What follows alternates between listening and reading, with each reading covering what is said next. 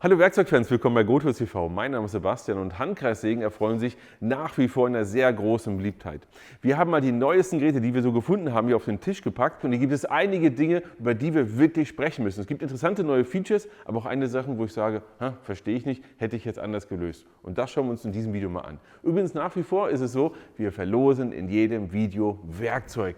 Und zwar nicht irgendein Werkzeug, sondern aus einem Pool von Werkzeug kannst du dir dein Werkzeug sogar aussuchen, wenn du gewonnen hast. Schau einfach mal bei uns auf die Webseite, da findest du erstens den Pool, dann wie du gewinnen kannst und auch was du dazu machen musst. Und ich kann es ja noch ganz kurz sagen, du musst eigentlich nichts machen, außer zum Beispiel unter diesem Video zu schreiben, wie findest du die Geräte, die hier sind, oder diskutier einfach mit uns mit. Neue Sägen, neues Glück, neue Funktionen. Wir haben hier eine Säge zum Beispiel mit einer irren Schnitthöhe. Wir haben hier eine Zughandkreissäge, das müssen wir uns unbedingt auch mal anschauen. Wir haben hier Sägen mit bis zu 56 Grad Neigung oder. Und das schauen wir uns heute in diesem Video an. Aber erst einmal, lass uns mal schauen, welche Geräte genau haben wir hier eigentlich. Wir haben die Ryobi RCS 18BL. Flex CS 6218.0 ECC, Bosch GKS 18V 572GX, Milwaukee M18 FCSRH 662 und Milwaukee M18 FCS66GR3 und Makita HS 013G. Jetzt wissen wir, welche Geräte wir haben, aber lasst uns mal über Preise sprechen. Und da würde mich gleich mal eure Meinung interessieren. Und schreibt das mal gerne unten in die Kommentare. Für mich ist es so, dass eine Handkreissäge eher etwas ist, was eher günstig sein sollte. Weil es ist etwas, um einfach nur mal etwas zu trennen, um nur mal schnell einen Schnitt zu machen oder eine Platte so relativ, unsauber kann man nicht sagen, aber einfach nur mal zu kürzen. Für feinere Arbeiten habe ich eine Tauchsäge. Und Tauchsägen sind irgendwo so im Bereich so ab 300 bis 600 Euro. In dem Bereich halten sie sich auf. Das heißt also, ab 300 Euro würde ich dann doch eher eine Tauchsäge kaufen, anstatt eine Handkreissäge. Und deswegen müssen wir über das Thema Preis sprechen. Denn wir haben hier bei Ryobi einen Preis von so um die 150 Euro. Wir haben bei Flex einen Preis von so um die 170 Euro. Passt immer noch in die Range rein. Jetzt haben wir hier einen Preis von 250 Euro. Sind wir schon ziemlich nah an der Tauchsäge. Aber für 250 Euro bekommen wir Solo, übrigens alles Solo-Preise. Hier bekommen wir Solo das Gerät, kein Akku und nur das Gerät ohne diese Schiene hier. Ja? Wenn wir aber uns das Gerät hier angucken, die ist genau dafür gemacht, um auch auf dieser Schiene zu laufen. Ansonsten macht es eigentlich, es macht schon Sinn, diese Säge zu kaufen. Wir kommen gleich dazu, was besonders ist an der Säge gegenüber anderen Sägen. Aber eigentlich ist das die Säge für diese Kappschiene. Dann kostet die aber schon 400 Euro. Ist aber mit einer Tauchsäge auch nicht wieder zu vergleichen, aufgrund der Kappfunktion. Die schauen wir uns auch gleich nochmal an. Okay, jetzt sind wir bei den beiden hier. Die kosten sowohl unsere Zugsäge hier als auch diese Säge, kosten beide 460 Euro. Somit sind sie voll im Preisbereich einer Tauchsäge drin. Und jetzt schreibt ihr mal bitte in die Kommentare, sagt ihr, in dem Preisbereich kaufe ich noch eine Handkreissäge oder bist du denn schon eher bei einer Tauchsäge? Natürlich hat Handkreissäge über Tauchsäge auch einen großen Vorteil, und zwar das Thema Robustheit. Bei der hier sind wir bei ganz anderen Dimensionen, weil wir haben hier eine Schnitttiefe von 1,60 Meter, wollte ich schon sagen, von 1,60 Meter Schnitttiefe. Überleg mal, was das für ein Blatt sein würde. Aber wir haben hier 162, 161 mm Schnitttiefe. Das ist dementsprechend weit raus aus jeder Tauchsäge. Aber wir haben hier auch einen Preis von 650 Euro. Kommen wir zu Ryobi. Wir haben hier ein 18 Volt Gerät. Ja, ihr kennt das. Steckakku von Ryobi. Möchtest du übrigens, dass ich mal kabelgebundene Sägen mir anschaue, die neuen kabelgebundenen, dann schreibt es gerne unten in die Kommentare. So, was ist bei der Säge anders? Wir haben hier den neuen bürstenlosen Motor, noch kräftiger, noch energieeffizienter, super Sache. Zusätzlich ist es so, dass wir hier 56 Grad Neigung haben. Das heißt, einfach einstellen, 56 Grad, und das Ganze nur mit einer einzigen Schraube. Richtig krass. Du brauchst hier hinten keine zweite Schraube lösen, anziehen und so weiter. Schnell gemacht. Was wir aber nicht haben, wir haben hier keine weitere Rasterung. Also wir haben jetzt keine Rasterung, dass ich da sage, ich möchte vielleicht 22,5 haben. Dann ist es so, du kannst es natürlich ohne Probleme einstellen. Wir haben hier auch eine Anzeige dafür. Aber es ist nicht so, dass ich sage, klick, eingerastet und fertig. Das gibt es eben hier nicht. Natürlich kannst du hier auch wie üblich die Höhe einstellen. Bei einigen wird es nachher noch ganz anders funktionieren. Und hier habe ich einen Hebel, den kann ich natürlich wieder ziehen. Dann kann ich die Höhe einstellen. Das ist aber ein bisschen schwergängig. Ich kann mir das noch ein bisschen feiner einstellen, aber ich würde mir wünschen, dass es hier ein bisschen sanfter läuft. Sei es drum. Geht es? Ja, läuft. So, hebe runter und funktioniert. Was aber zu erwähnen ist, ist Folgendes. Wir haben hier die Möglichkeit, eine Führungsschiene zu benutzen, was bei Handkreissägen gar nicht so üblich ist. Aber was hier wichtig zu beachten ist, es geht hier nur die Führungsschiene von Ryobi. Du kannst hier nicht zum Beispiel eine Festool und eine Makita-Führungsschiene nehmen, die sind nicht kompatibel, ganz wichtig.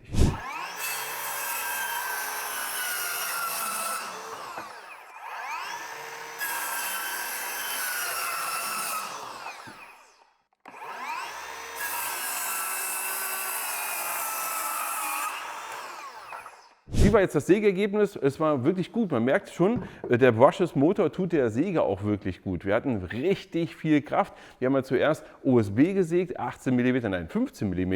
Und da hat sich wirklich einfach so durchgeglitten wie eigentlich gar kein Widerstand. Schreibt gerne mal unten in die Kommentare, ob wir wirklich mal die maximale Schnitthöhe hier ausnutzen sollen. OSB und dann mal richtig durchgehen. Das wären ja dann, glaube ich, 45 mm. Aber auch bei unserer Baubohle, die wir hatten, haben wir quasi keinen Widerstand gemerkt. Die ist sehr schön durchgegangen. Ergebnis war super. Kommen wir zu Flex. Ich freue mich sehr, dass wir das Flex-Gerät hier haben, weil viele denken da immer nur an Flexen, also an Winkelschleife, aber Flex kann noch viel mehr, wie wir hier sehen. Neue Handkreissäge von Flex, 18 Volt, hier hinten drin. Und ich möchte euch gleich mal eine Sache zeigen, und zwar hier haben wir die Höhenverstellung.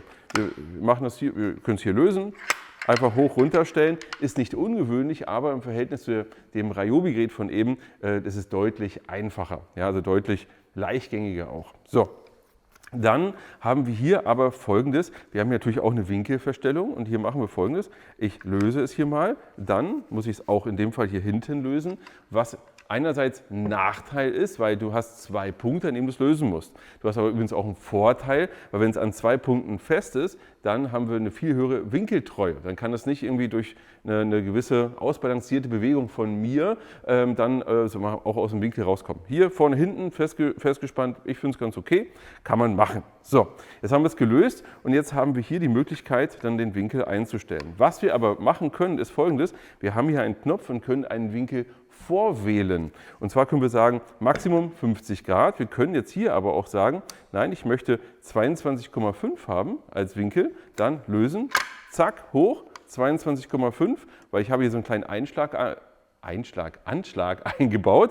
Dann hinten auch wieder festziehen. So habe ich ganz schnell 22,5 eingestellt und das Ganze auch wiederholgenau. Ich kann es einfach lösen, kann jetzt auch sagen, wieder zurück, wieder auf 22,5 zurück, kann aber auch sagen, ich möchte lieber 45 Grad haben, zack, 45. Das ist eine ziemlich coole Sache und eine schöne kleine Funktion bei dieser Säge. Was immer wichtig zu erwähnen ist, wir haben hier einen Parallelanschlag mit im Lieferumfang. Das heißt, ich kann jetzt einfach hier reinstecken, festmachen, einfach so mit einer Hand hier festziehen und könnte jetzt hier zum Beispiel parallel sägen. Ja, das würde wunderbar funktionieren. Ich kann es hier auch wieder lösen, andere Tiefe einstellen, wieder festmachen. Das geht richtig schnell und ist eigentlich sehr intuitiv. Das einzige Problem, was ich habe, ist, du kannst es halt gerade und schief einspannen. Ja, also wenn du jetzt, wir haben hier ein leichtes Spiel drin, ja, so 1 Millimeter vielleicht. Das ist auch okay, aber ich kann jetzt das auf die eine Seite einspannen und festmachen. Ich kann aber auch das Ganze ein bisschen zur Seite kippen, sodass wir dann keinen geraden parallelen Schnitt mehr haben. Also da muss ich ein bisschen aufpassen bei der Bedienung. Hinten ist das Ganze übrigens noch eklatanter. Da geht es nochmal viel mehr hin und her. Das heißt also, benutze es bitte vorne und achte darauf, dass es wirklich parallel ist.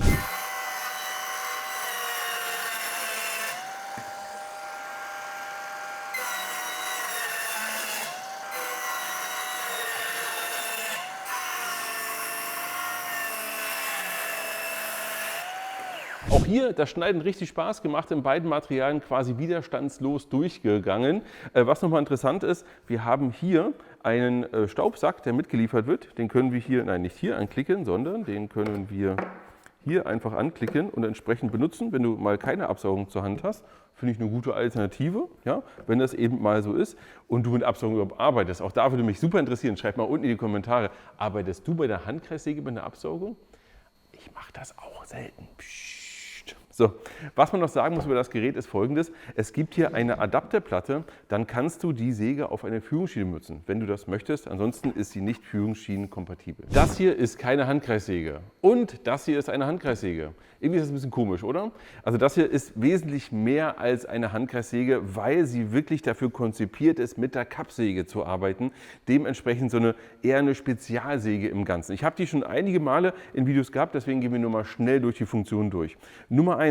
Wir haben hier eine Funktion, dass die Säge stoppt, wenn der Schnitt fertig ist. Das heißt, du kannst Folgendes machen. Du nimmst die Säge, schneidest durchs Material. Wir zeigen dir das auch gleich mal, wenn wir sägen. Wir schneiden durch und am Ende ist es so, sie hört automatisch auf. Das heißt, sie merkt, oh, kein Widerstand mehr da, dann stoppt sie und dann können eben keine Fehler passieren. Das ist zum Beispiel Nummer 1. Du kannst hier übrigens am Display auch noch den Eco-Modus einschalten. Das heißt, du kannst nochmal die Drehzahl und den Motor optimieren, um möglichst viele Schnitte zu schaffen. Finde ich auch eine coole Sache. Und du sagst, ah Mist, ich habe das Ladegerät vergessen, ich muss aber heute den ganzen Tag hinkommen, dann kannst du mit dem Eco-Modus auch arbeiten. Ja? Bisschen langsamer, aber dafür noch längere Lebensdauer im Akku.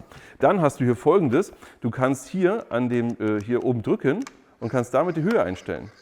Ja, das ist so innovativ, ist das nicht, das haben ja schon ältere Sägen von Bosch gehabt, aber das ist so intuitiv, wenn du es einmal so drin hast, dann möchtest du es nie wieder anders machen. Das heißt, ja, ich brauche jetzt hier die Tiefe, ja, alles klar, kein Problem, fertig.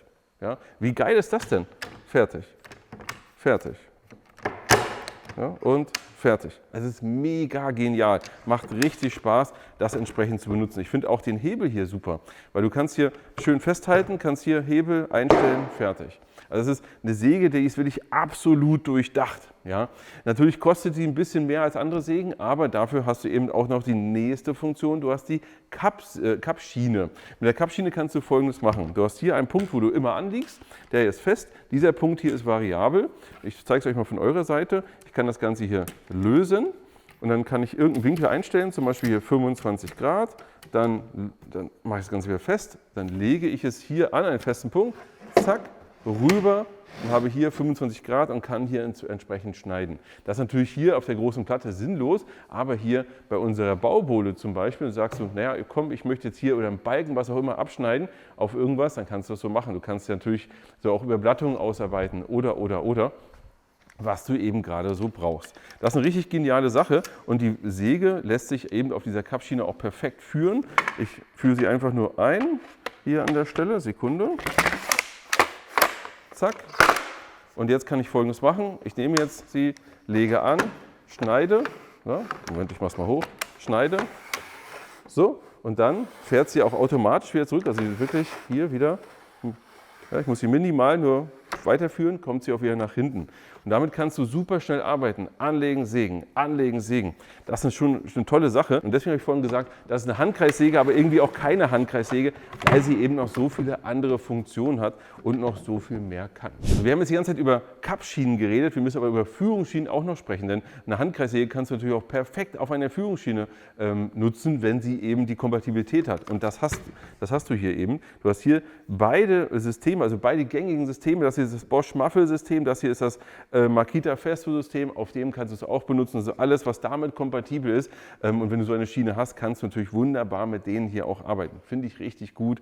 Was du hier nicht hast, ist eine Feineinstellung. Das heißt, diese übliche Justierung von Tauchsägen, dass du sie ganz minimal einstellen kannst auf diese Schiene, das kannst du hier eben nicht. Aber deswegen sind es auch Handkreissägen, sind ja dafür nur da, um entsprechend halbwegs präzise abzulenken. So, was du noch machen kannst, oder was die Säge noch hat, ist Folgendes.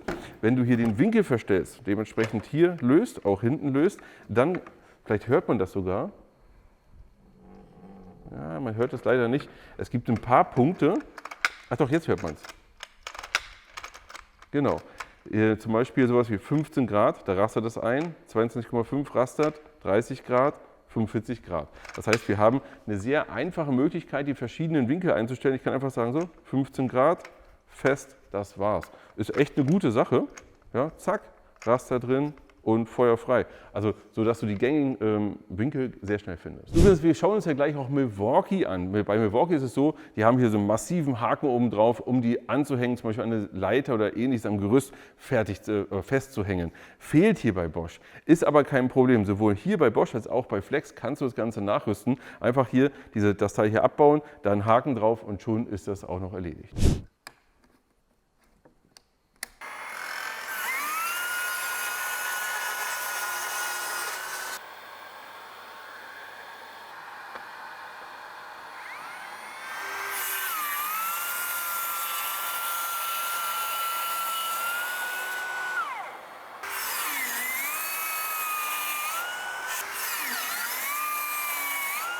und gerade den großen Vorteil der Säge und des Systems gesehen. Zuerst habe ich ja OSB gesägt. Was du gerade da gesehen hast, war, ich habe in einer Führungsschiene gesägt und dadurch hatte ich eigentlich keine Ausrisse. Ich hatte einen ganz sauberen Schnitt. Ihr erinnert euch vielleicht noch am Anfang mit Ryobi, hat sehr viele Ausrisse oben an der Kante. Hier nicht, eben wegen der Führungsschiene, weil die hält ja wirklich das Ganze unten. Du sägst wunderbar durch und hast einen perfekten geraden Schnitt durch die Führungsschiene an sich, aber eben auch keine Ausrisse durch diese Gummilippe. Mega gut. Als zweites haben wir jetzt ja hier unsere Baubohle gesägt. Da hast du noch mal gesehen, hier einfach zack, anlegen, durch. Auch ein sehr sauberer Schnitt, auch oben fast ohne Ausrisse und du konntest es einfach anlegen und hast einen garantierten Schnitt mit 90 Grad. Und das finde ich an dem System schon wirklich genial. Kommen wir zu Milwaukee. Und hier fangen wir gleich mal unten an, weil hier haben wir gleich zwei interessante Themen. Nummer eins, der Fuß hier, also die Grundplatte, soll komplett aus Magnesium sein oder zumindest einen hohen Magnesiumanteil haben. Warum? Um Gewicht zu sparen. Schon eine coole Sache, aber wir haben hier auch ein echt hohes Gewicht. Also das ist schon, hat man schon was in der Hand, allgemein bei solcher Säge. So, dann haben wir hier aber Folgendes, wir haben hier eine Führungsschiene oder eine Führungsschienenkompatibilität. Die Säge kann also wunderbar auf eine Führungsschiene laufen, plus, dass es die erste Säge ist, die das hier hat, und zwar eine Feineinstellung. Ich kann hier über diese beiden Drehknöpfe Folgendes machen, ich kann die Klemmung einstellen und dementsprechend die perfekt auf meine Führungsschiene einstellen und dann auch einen perfekten Schnitt setzen. Das ist eine tolle Sache.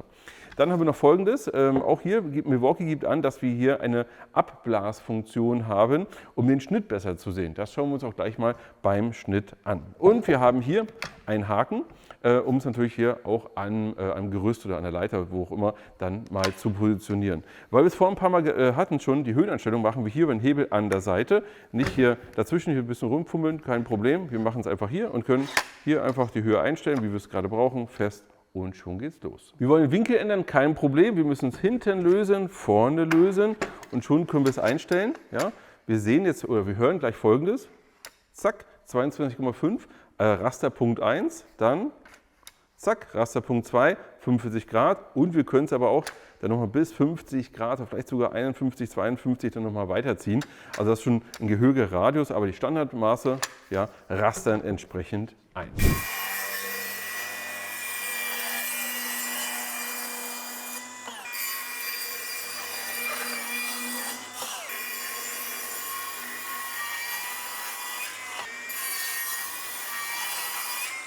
Also das Sägen hat richtig Spaß gemacht und es hat auch überhaupt keinen Spaß gemacht. Ergo, wir haben einen riesen Vorteil, riesen Nachteil. Großer Vorteil war, die Säge hat mit dem Holz quasi gespielt. Das war so wie, hoch, da ist ja gar nichts. Also zwischen Luft und da ist Holz durchsägen war quasi kein Unterschied. Die hat so viel Kraft einfach so durch. Also das Zusammenspiel zwischen sehr starkem Motor und einem sehr guten Sägeblatt hat hier scheinbar optimal funktioniert. Das muss man sagen, richtig, richtig gut. Was übrigens auch gut funktioniert hat, war Folgendes, und zwar das Thema Abblasen. Wir haben hier im vorderen Bereich eigentlich nie Späne gehabt.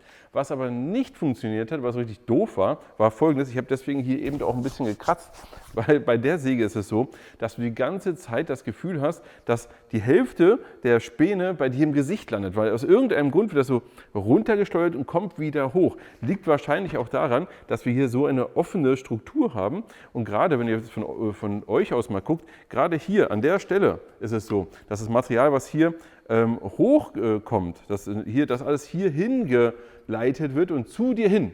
Und dadurch sägst du so und hast die ganze Zeit so ein Gefühl. Aber dafür kommst du schnell durch. Was uns noch auffällt, ist Folgendes. Eigentlich könnte man jetzt hier eine Absaugung anbauen. Im Lieferumfang war es nicht dabei, also wir hatten es nicht im Karton. Man kann es vielleicht irgendwo als Zubehör kaufen, aber es ist nicht da. Es ist wirklich so, dass es dafür gedacht ist, um es wirklich nur auszuwerfen. Aber Obacht! Wenn du sagst, du willst eine perfekte Absaugung haben, brauchst du eine andere Säge. Grundsätzlich nicht eine andere als die Milwaukee, sondern dann brauchst du eine Tauchsäge. Bei einer Tauchsäge hast du nämlich ein komplett umschlossenes Gehäuse. Dadurch hast du auch eine deutlich bessere Absaugung. Naturgemäß ist es so, dass du bei Handkreissägen eigentlich nie eine, ja perfekt schon gar nicht, aber eine gute Absaugung hinbekommst. Das ist einfach so. Kommen wir zu unserer zweiten Milwaukee und das ist eine echte Neuerung. Wir haben hier eine Zugsäge. Das heißt, du hast hier die Möglichkeit, die Säge erstmal schön zu handeln. Dann, das hier, muss ich sagen, ist ein bisschen ungünstig gelöst, weil ich würde jetzt erwarten, dass ich hier einen Knopf habe, um es einzuschalten. Aber nee, ich muss jetzt hier so drauf einschalten und dann kann ich natürlich jetzt hier so durchziehen. Aber interessante Funktion, oder? Ja, Quatsch. Natürlich ist keine Zugsäge, sondern wir haben hier eine Säge, die einfach logisch schon auch ein bisschen anders aufgebaut ist. Du siehst ja im Verhältnis, ich nehme es nochmal her, wenn wir uns jetzt die Säge jetzt hier mal anschauen, seht ihr Folgendes.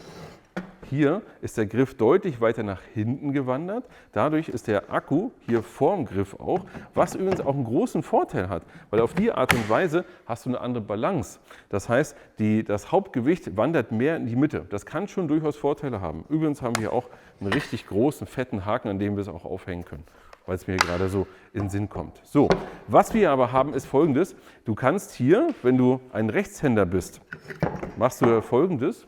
Jetzt sind wir mal Rechtshänder und Moment, das will ich den Unterschied uns mal anschauen.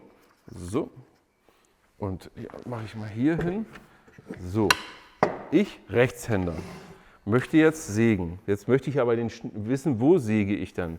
Naja, das kann ich ja hier genau gucken, da kann ich sägen und so weiter, aber ich sehe das Sägeblatt nicht. Wenn ich das Sägeblatt sehen möchte, genau den Schnitt an der Stelle sehen möchte, ja, dann muss ich halt so gucken und so, naja.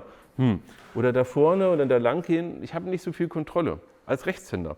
Wenn ich jetzt Linkshänder bin, ja, dann easy, kann ich so arbeiten, funktioniert. Bei der Säge ist es so, dass ich hier jetzt den Schnitt wirklich sehe, weil das Sägeblatt einfach auf der anderen Seite ist, also anders angeordnet. Und ich kann jetzt hier wunderbar durchs Material durchgehen, sehe hier den Schnitt, aber sehe den Schnitt halt hier auch. Das ist eben der große Vorteil. Und jetzt musst du immer für dich überlegen, bist du halt Rechts- oder Linkshänder. Ja? Ansonsten unterscheidet sich das Gerät ja an vielen Sachen schon, aber nicht im Wesentlichen. Erst einmal, wir haben hier einen kleineren Tisch. Und wir haben hier keine Führungsschienenmöglichkeit. Also Führungsschienen, ja, siehst du hier, kannst du überhaupt nicht nutzen. Du kannst dir vielleicht einen minimalen Anschlag hier bauen, weiß ich nicht, aber du hast hier keine native Optionen dafür. Die Tiefeinstellung ist ja auch ein bisschen anders. Machst du hier an der Seite, kannst du hier entsprechend einstellen. Was aber gut ist, du kannst es perfekt sehen. Ja? Du kannst perfekt sehen, wie hoch du jetzt gerade das Ganze eingestellt hast. Ist sehr intuitiv, ja, funktioniert und ist übrigens auch gerastert hier in 5 mm Abschnitten. So. Was du noch machen kannst, hier an der Stelle, ist Folgendes: Du kannst das Ganze auch absaugen. Du siehst jetzt hier, du hast hier eine Absaugung hier vorne dran. Das ist eigentlich mal was ganz anderes, weil normalerweise ist es so, dass Absaugen häufig ja hinten sitzen. Du hast aber bei so einer Säge den Nachteil, im Grunde tauchst du hier ein, wirfst auch nach unten aus, das kannst du nicht verhindern bei der Säge, und dann einen großen Teil wirfst du aber hier wieder nach oben, sodass du dann so eine hohe Staubentwicklung nach oben hast. Und hier, weil bei vielen anderen muss es dann hier irgendwie durch sich quälen und dann hinten wieder raus. Hier hast du die Absaugung hier vorne, ja, siehst du ja hier, und kannst dementsprechend hier die Späne auffangen und ableiten. Eigentlich gar nicht so doof. Wie gut das funktioniert, gucken wir uns gleich mal an.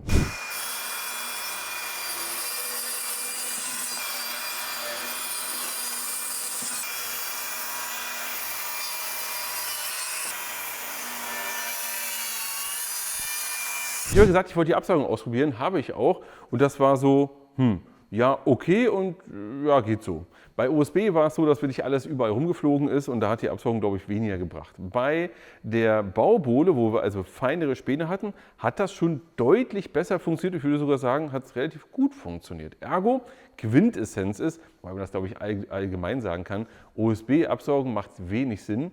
Anderes Holz, also weiches Holz, dann eben schon. Zum Beispiel Multiplex sind so super Absaugen. Kommen wir noch mal zu zwei Sachen, die ich vorhin vergessen habe zu sagen. Nummer 1, du hast hier eine Funktion. Ja? Hier kannst du die Säge ein- und ausschalten. Das ist eine Sicherheitsfunktion. Auf die Art und Weise kannst du aber sagen, sie ist an und dann brauchst du keinen weiteren Knopf drücken. Du kannst einfach dann loslegen. Bei anderen Sägen wie die hier zum Beispiel, da musst du immer so einen kleinen Schalter hier nochmal in die richtige Position bringen. Hat alles so seine Vor- und Nachteile. Ich wollte nur eben nur sagen, hier ist das eben anders gelöst an der Stelle. Zweites Thema, wir haben hier einen Hebel, den ich hier mal so umlegen kann. Zack. Und dann kannst du hier das natürlich auch in den Winkel einstellen, hier bis 50 Grad. Und du brauchst auch keinen zweiten Hebel. Du hast nur diesen einen. Einfach einstellen, nach oben bis im Winkel, Feuer frei. Ja? Das ist unsere Milwaukee-Säge. Und jetzt lass uns mal weiterschauen zu unserer Makita. Hier bei der Makita ist es so, die habe ich euch ja schon mal in einem Einzelvideo vorgestellt, deswegen würde ich nicht nochmal auf alle Feinheiten eingehen.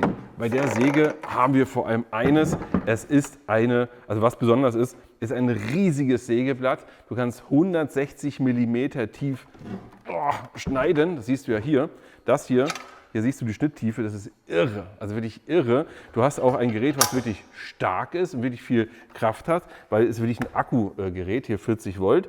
Und damit kannst du entsprechend wirklich super sägen und wir blenden dir hier mal ein paar Schnitte ein. Du hast gerade gesehen, wie die Säge schneidet und sie hat wirklich enorm viel Kraft, eine richtig krasse Laufruhe. Durch dieses große Blatt, durch dieses hohe Eigengewicht ist es wirklich so, dass wenn die Säge erstmal auf Temperatur ist, also nicht auf Temperatur, sondern auf Geschwindigkeit ist, dann sägt sie wirklich, wirklich schön durchs Material. Du kannst das Ganze übrigens auch absaugen, also hier mit Absaugadapter, plus hier eingebaut ist ein Bluetooth-Modul. Wenn du entsprechenden Sauger von Makita hast, dann kannst du das entsprechend auch automatisiert absaugen. Funktioniert richtig gut, haben wir ausprobiert, klappt. Was viele übrigens nicht richtig im Blick haben, ist, wie genial dieses Teil hier ist, weil das hier kannst du gleich mehrere Dinge tun. Du kannst Nummer 1, du hast jetzt gerade gesägt, alles klar, und dann kannst du die Säge hier abstellen. Weil du möchtest hier schon irgendwo abstellen. Du kannst jetzt auch irgendwo hinlegen, aber dann liegt sie immer so ein bisschen so in der Gegend rum. Ja, hier kannst du sie wunderbar abstellen und dann auch wieder sehr gut greifen. So, zack, rein. Kannst sie hier auch eine Höhe einstellen. Ja, wo möchtest du ihn haben? Ah ja, hier hin, alles klar. Dann hier hebe nach unten und fertig. Was du auch machen kannst, du kannst das hier wunderbar nehmen für den Transport. Dann kannst du, hör mal, zack, rein. Jetzt ist es hier drin. Kannst sie nach unten stellen und so kannst du sie entsprechend tragen. Moment, ja genau, so. Dann kannst du sie tragen, transportieren und dann auch bei dir einen Transporter reintun. Das ist eine schöne Option, gehört gleich mit zur Säge dazu und finde ich halt sehr durchdacht. Jetzt haben wir uns alle Sägen angeschaut und normalerweise würde jetzt ein Fazit von mir kommen. Das ist die Säge, die am besten zu mir oder auch zu dir passt. Das ist hier natürlich schwierig. Man muss natürlich sagen, wir haben hier schon ein paar Spezialisten dabei. Das hier ist nicht für jeden die richtige Säge, ohne Frage, das wirst du dann nicht brauchen. Wenn du jetzt mit Kappsäge arbeitest, wird es das hier sein. Wenn du die ultimative Kraft brauchst, würde ich fast sagen, von allen Sägen ist es eher die, aber dazu müsste ich nochmal mit allen wirklich schneiden und auch dickes Material nochmal schneiden, zum Beispiel zu sagen 40, 45 mm OSB, mal gucken, welche sich dann am besten schlägt. Aber das wäre ein Extremtest. Soll ich das machen? Rein gerne in die Kommentare. Wir haben hier natürlich das Ryobi-Gerät, das absolute Preis-Leistungsgerät hier mit 150 €. Und übrigens, falls du dich für die Geräte interessierst und auch nochmal für die Preise der Geräte, das findest du unten nochmal alles im ehrlichen Preisvergleich wie immer verlinkt. Ich freue mich jetzt erstmal auf eure Fragen und Kommentare und so lange ran ans Werkzeug und bis zum nächsten Mal.